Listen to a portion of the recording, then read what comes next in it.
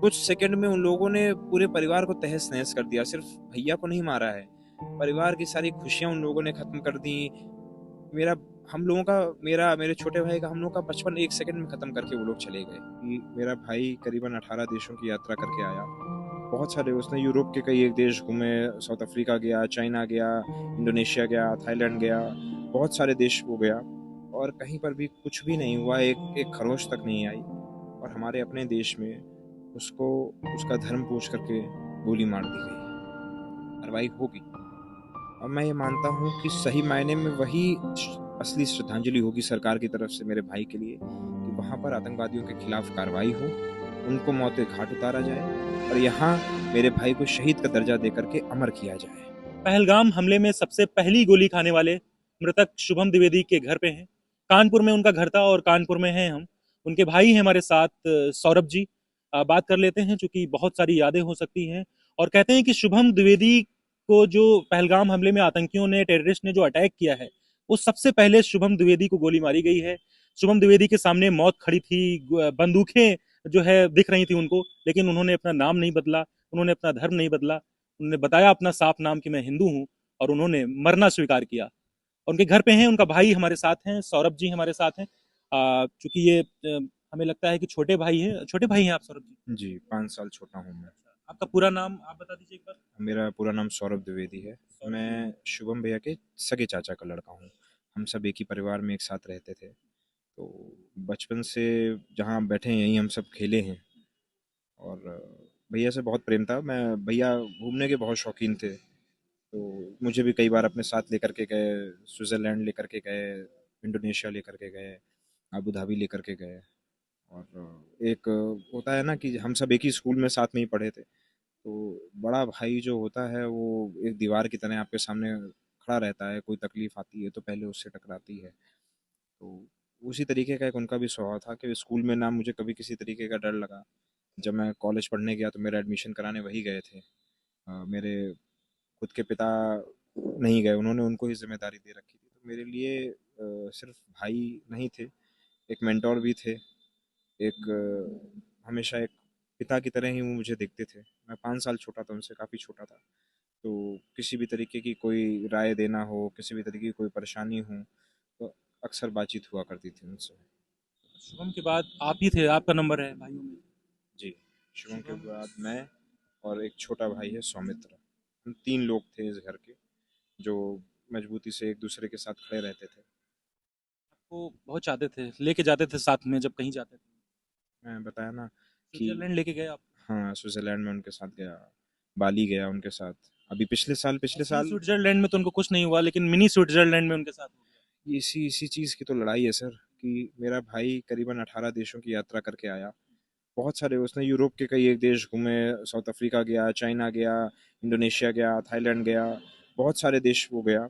और कहीं पर भी कुछ भी नहीं हुआ, एक एक खरोच तक नहीं आई। और हमारे अपने देश में उसको उसका धर्म पूछ करके गोली मार दी गई। हम जो सरकार से मांग कर रहे हैं अपने भाई को शहीद करने के लिए, शहीद का दर्जा देने के लिए, उसका कारण यही है कि अगर आतंकवादियों ने हमारे भाई को मारने का प्रयास किया है तो हम उसको अमर करेंगे। हमारी लड़ाई ही यही है कि हम उन लोगों से हार नहीं मानेंगे। अगर उन्होंने आज हमारा नाम पूछ करके, धन पूछ करके मेरे भाई को गोली मार दी, तो मैं अपने भाई को पूरी दुनिया में अमर करने के लिए सरकार से ये मांग कर रहा हूँ कि मेरे भाई को शहीद का दर्जा दें। दूसरी चीज़ कि आज करीबन 7 दिन बीत चुके हैं, एक हफ्ता हो गया है इस घटना को। अभी तक कोई कार्रवाई आतंकवादियों के ऊपर नहीं हुई है। यहाँ पर बहुत से एमपीज एमएलएज सब आते हैं, सब आश्वासन दे रहे हैं, सब ने कहा है कि कार्रवाई होगी। मुख्यमंत्री जी स्वयं आए थे, मुख्यमंत्री जी ने कहा था कि कार्रवाई होगी। हम सब बस उस कार्रवाई का इंतज़ार कर रहे हैं। मैं चाहता हूँ कि जितनी बुरी तरीके से उन लोगों ने वहाँ पर मेरे भाई को गोली मारी है, सरकार उन आतंकवादियों के खिलाफ बिल्कुल वैसी ही कार्रवाई कराए। मैं नहीं चाहता हूँ कि किसी भी टैक्स पेयर का एक भी रुपया इस चीज़ पर बर्बाद हो कि उनको हम लोग यहाँ पर बैठा करके खिलाएं पिलाएं, उनकी सिक्योरिटी पे करोड़ों रुपया खर्च करें, उनके ऊपर कोर्ट केस चलाएं। उस लायक नहीं है। उनके साथ वही हश्र होना चाहिए जो। एक एक दिन भी भारी पड़ रहा है आप लोगों के लिए, कार्रवाई का एक एक दिन। टीवी पे नजरें हैं आपकी, ब्रेकिंग न्यूज पे नजरें हैं आपकी। बिल्कुल मैं। देखिए, जितना देश को इंतजार है, मैं दर्शकों को बता दूं, देश को जितना इंतजार है कि कब मैं एक ब्रेकिंग न्यूज़ देखूं टीवी पे कि मेरा बदला ले लिया भारत ने, उन अपने बेकसूर जो 28 लोग थे हमारे देश के मारे गए।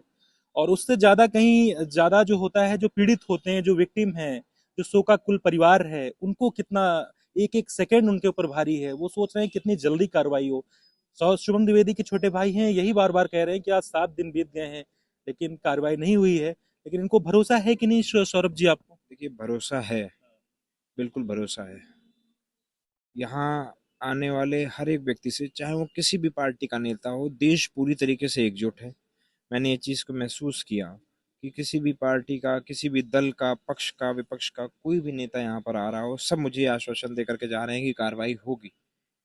और मैं ये मानता हूँ कि सही मायने में वही असली श्रद्धांजलि होगी सरकार की तरफ से मेरे भाई के लिए, कि वहाँ पर आतंकवादियों के खिलाफ कार्रवाई हो, उनको मौत के घाट उतारा जाए, और यहाँ मेरे भाई को शहीद का दर्जा दे करके अमर किया जाए।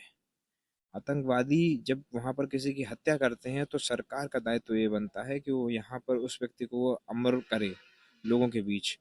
क्योंकि सर आज ये घटना हमारे परिवार के साथ हुई है, अगर लोग आज से 10-15 दिन बाद मेरे भाई को भूल गए तो कल ये घटना किसी और के परिवार के साथ होगी।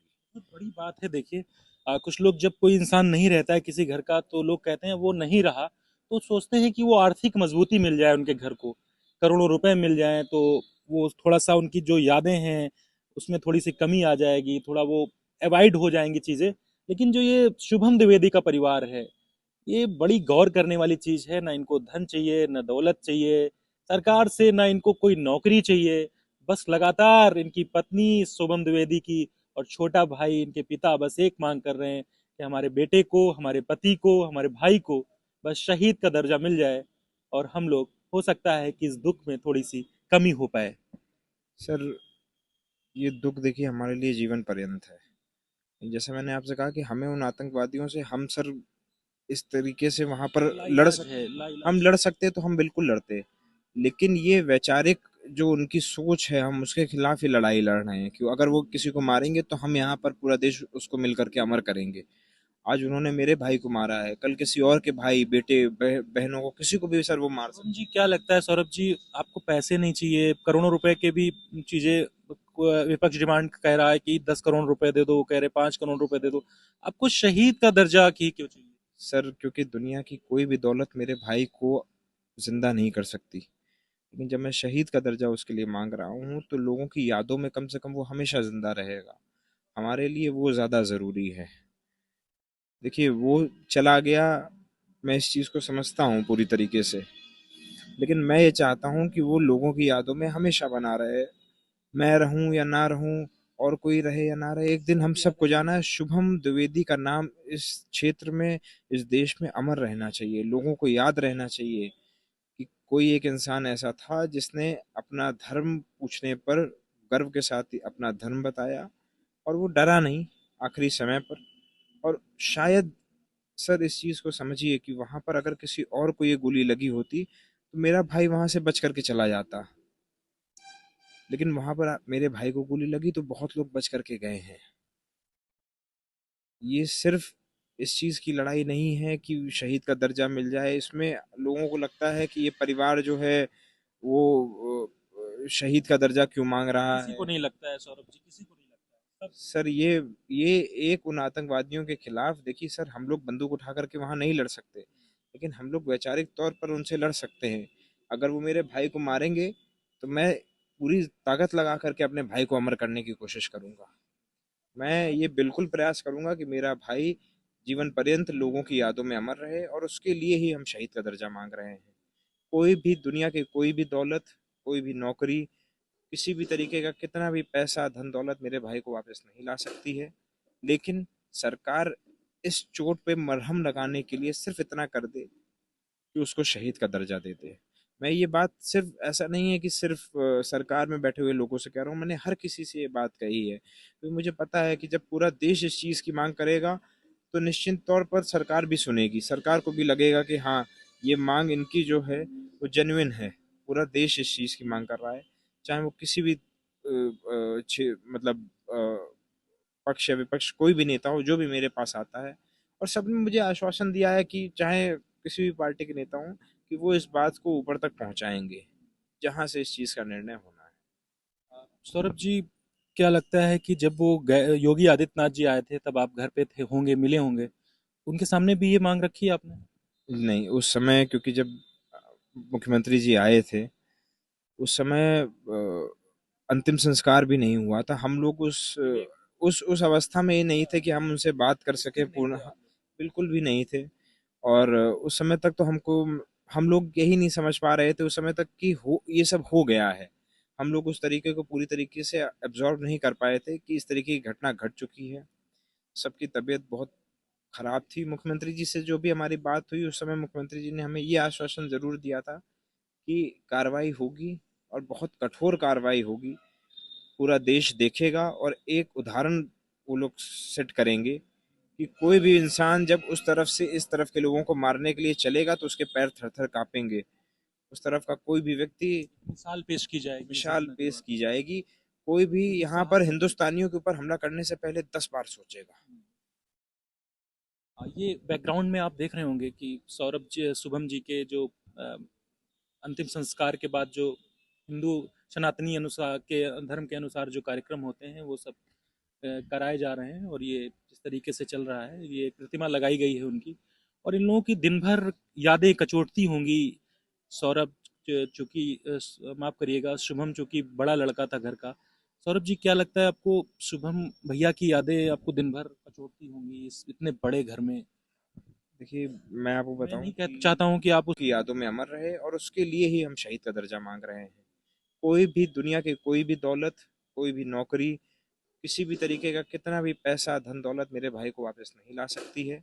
लेकिन सरकार इस चोट पे मरहम लगाने के लिए सिर्फ इतना कर दे कि उसको शहीद का दर्जा दे दे।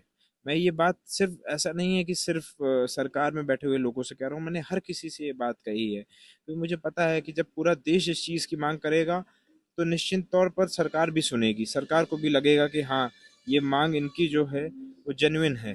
पूरा देश इस चीज़ की मांग कर रहा है, चाहे वो किसी भी मतलब पक्ष या विपक्ष कोई भी नेता हो जो भी मेरे पास आता है। और सबने मुझे आश्वासन दिया है कि चाहे किसी भी पार्टी के नेता हों, कि वो इस बात को ऊपर तक पहुंचाएंगे जहां से इस चीज का निर्णय होना है। सौरभ जी, क्या लगता है कि जब वो योगी आदित्यनाथ जी आए थे तब आप घर पे थे होंगे, मिले होंगे, उनके सामने भी ये मांग रखी है आपने? नहीं, उस समय क्योंकि जब मुख्यमंत्री जी आए थे, उस समय अंतिम संस्कार भी नहीं हुआ था। हम लोग उस अवस्था में ही नहीं थे कि हम उनसे बात कर सके पूर्ण, बिल्कुल भी नहीं थे। और उस समय तक तो हमको, हम लोग यही नहीं समझ पा रहे थे उस समय तक कि हो ये सब हो गया है। हम लोग उस तरीके को पूरी तरीके से एब्जॉर्व नहीं कर पाए थे कि इस तरीके की घटना घट चुकी है। सबकी तबीयत बहुत खराब थी। मुख्यमंत्री जी से जो भी हमारी बात हुई, उस समय मुख्यमंत्री जी ने हमें ये आश्वासन जरूर दिया था कि कार्रवाई होगी और बहुत कठोर कार्रवाई होगी।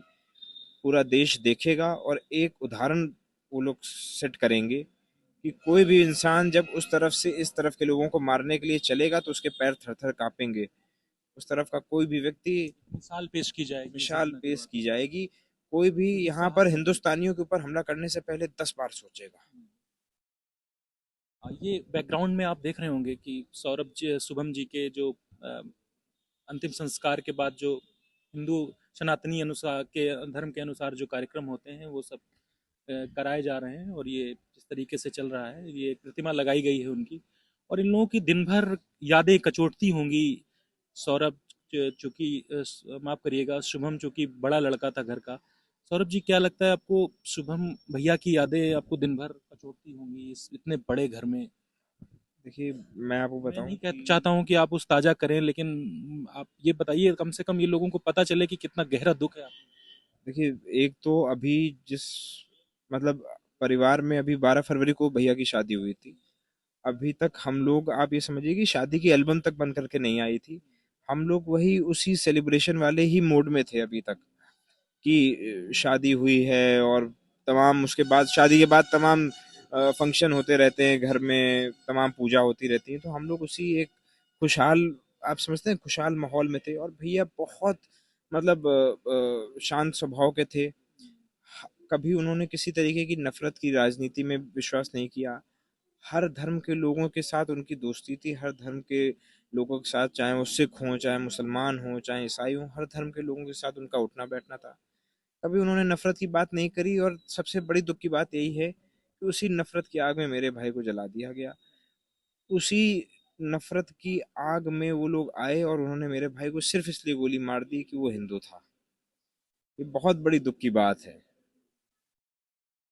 शादी, अभी जब उनकी शादी हुई बहुत खुश थे हम लोग। हम लोगों ने पहली बार पूरे पूरे परिवार में कहीं पर भी कभी भी डेस्टिनेशन वेडिंग नहीं हुई थी। घूमने के बहुत शौकीन थे, मैंने आपको बताया।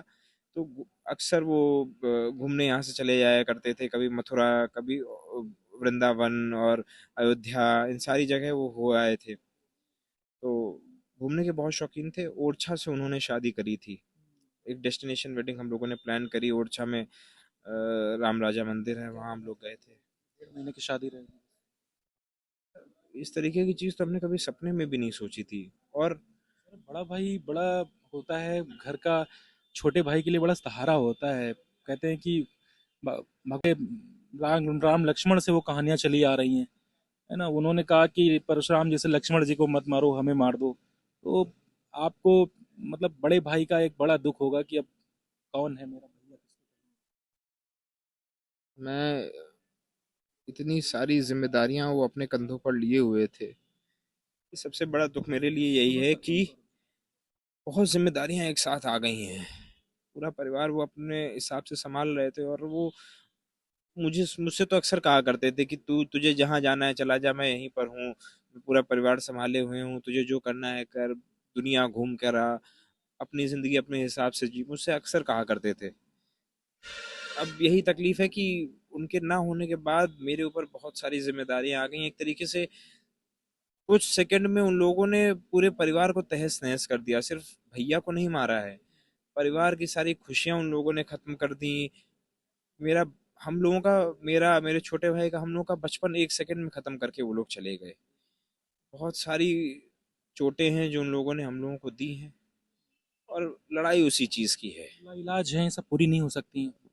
बिल्कुल, वो चीजें जख्म कभी नहीं पूरी भरे नहीं, जा सकते। कभी भी भरे नहीं जा सकते। लेकिन लड़ाई सिर्फ इसी चीज की है कि उन्होंने मेरे भाई को मारा है, और मैं अपने भाई को अमर करके दिखाऊंगा।